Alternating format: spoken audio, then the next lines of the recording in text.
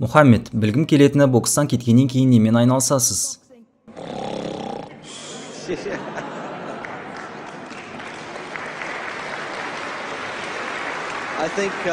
Сен сұрақ қойып жатқанда ол қалқып кеткен сияқты, оны оятып көрейін. Ұйықтаймын. Айналысатыным осы. Бокстан кеткеннен кейін немен айналысатынымды айтайын. Осы жерде сіздерді ойландыратын бір нәрсені айтқым келеді. Негізі өмір өте қысқа. Былай қарайық, сіз қазір 30 жастасыз делік. Бірақ сіз оның бар жоғы жартысын өткіздіңіз.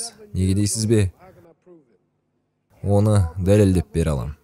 Ең алдымен 30 жыл ішінде күн сайын ұйықтаған 7-8 сағатыңызды алайық. Сіз туылғаннан бастап 30 жасқа дейін шамамен 8 жыл ес-түссіз болдыңыз. 30 жылыңыздың 8 жылын ұйқымен өткіздіңіз. Жақсы. Енді 30 жыл ішінде жүрген жолға қанша уақыт жұмсадыңыз? Үйіңізден телестанцияға, басқа елге, басқа қалаға, мектепке, шіркеуге тағы басқаларына. Сіз 30 жылыңыздың 2 жылын жол жүруге арнадыңыз. Бір жерге барып келуге. Солай 30 жылыңыздың 8 жылы ұйқыға, 2 жылы жолға кетті. Еш нәрсе бітірмей-ақ.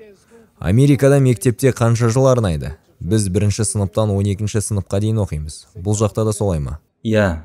Шамамен 6 сағат күніне. Күніне 6 сағат, 12 жыл сыныпта отырасыз. Бұл дегеніміз шамамен 3 жыл. Жақсы, 2 жыл жолға, 8 жыл ұйқыға, 3 жыл мектепке. Қанша кино көрдіңіз? Қанша турнирлер қараған матчтарыңыз бар? Қанша уақытыңызды ойын-сауыққа жұмсадыңыз? Кинотеатр, пьесалар, бейсбол ойындары, театр, шамамен 2 жылыңыз ойын-сауықпен өтеді. Әрі қарай айта берсек, балалы болуыңыз.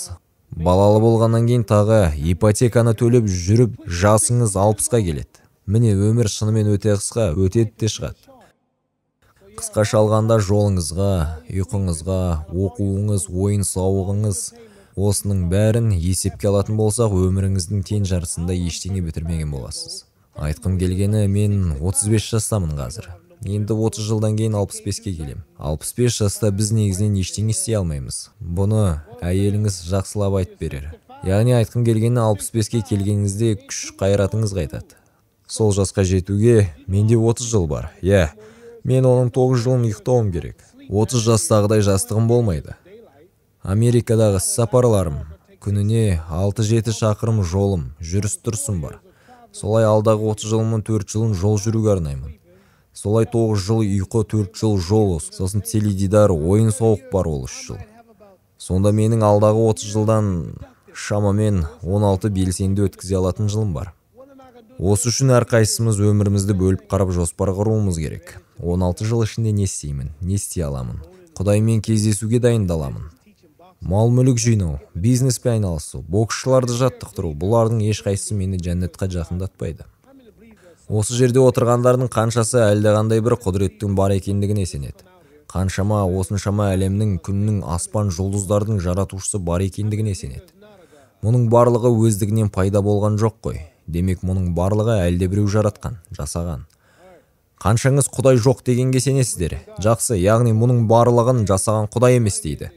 Сізге мына стаканды ешкім жасаған жоқ. Ол өзін-өзі жаратты десем сенесіз бе? Осы айтқаныма сенесіз бе? Өздігінен пайда болды десем. Жоқ. Ол да сенбейді бұған. Жоқ, біреудің күмәні бар сияқты. Мен қазір сіздерге мына телеарна өздігінен пайда бола қалды. Оны ешкім жасамады десем, мына Мұхаммед Али есінен ауысып дейсіздер ғой. Ал жарайды, мына стақан өзін жарата алмаса, үстеріңіздегі киім өзін-өзі тоқыды. Оны ешкім ойлап шығармады десем сенбейсіздер ғой. Бірақ егер киім өзін-өзі тікпесе, мына стақан өздігінен пайда болмаса, мына ғимарат өзін-өзі жасамаса, ай қалай пайда бола салады? Жұлдыздар, шолпан, Нептун мен Марс, күн, табиғат. Мұның бәрі мұнда қалай келді? Өздерінің жоспарланып жаратылғанын білмей қалай пайда бола қалды? Менің айтайын дегенім, мен ертең бәріміздің жауапқа тартылатынымызға сенемін. Гитлер сияқты бар еврейді өлтіргендер құтылып кету керек пе? Біреу оны жазалау керек қой. Тірі кезінде болмаса да қайтыс болғанында. Сонымен бокстан кейін менің жасайтын шаруам Құдаймен кездесу, өзімді дайындау. Өйткені менің ұшағым жарылып кетуі мүмкін. Осы елде кейде ұшақ апаттар болмай ма? Адамдар күнде қайтыс болмайды ма? бір қорқынышты нәрсе бар. Мен мәңгілік жану үшін тозаққа барамын деп ойлау. Сондықтан мен не істеймін? Мен қазір сіздерге жаңағы сұраққа жауабымды түсіндіріп жатырмын.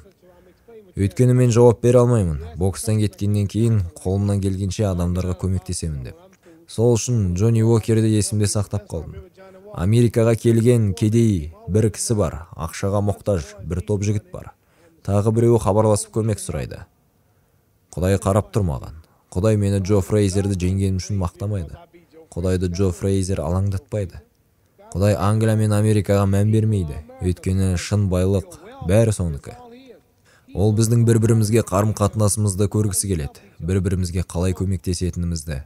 Сонымен мен өзімнің өмірімді атымды пайдаланып қайырымдылық жасап, адамдарға көмектесуге, адамдарды біріктіруге арнағым келеді. Адамдар діни сенімдер үшін бірін-бірі бомбалатып жатыр. Бізге әлемде тыныштық орнататын біреу керек. Ертең мен қайтыс болғанда, жәннат бар болатын болса, мен оны көргім келеді. Өйткені біз қанша өмір сүреміз? 80 жыл. Мұнаның ықтималдылығы жоғары. Кейбірің осыдан 20 жылдан кейін қайтыс болуларың мүмкін. Кейбірің 50 жылдан кейін, кейбірің 30 жылдан кейін, кейбірің 60-70 жылдан кейін қайтыс болуларың мүмкін. Бірақ бәріміз жақында қайтыс боламыз. Егер сіз 125 жасқа жететін болсаңыз, бірақ біз олай жасамаймыз. 250 жыл өмір сүреміз деп ойлайық. 145 жылы белсенді өтсе, ақырына жетесің. Сонымен бізге 80 жыл берілсе, бұл өміріңді жұмақтан ба не тозақта өткізетініңді анықтайтын сынақ ретінде берілген уақыт. Қазіргі болып жатқан бұл өмір емес. Сенің нағыз өзің ішінде сіздің денеңіз қартаяды. Тістеріңізді, шашыңызды жоғалта бастайсыз. Денеңіз шаршайды. Бірақ жаныңыз бен рухыңыз ешқашан өлмейді. Олар мәңгі өмір сүреді. Сонда сіздің денеңіз жай ғана жаныңыз бен рухыңыздың үйі. Солай Құдай бізді тексеріп жатыр. Бір-бірімізге қалай қарайды екенбіз деп. Біздің нағыз үйіміз жәннатта. Мына дүние ұзаққа созылмайды. Менің көлігім мына ғимарат қалады. Соны салған адам қайтыс болады. Англияның қаншама хандары мен ханшайымдары олардың бәрі қайтыс болады.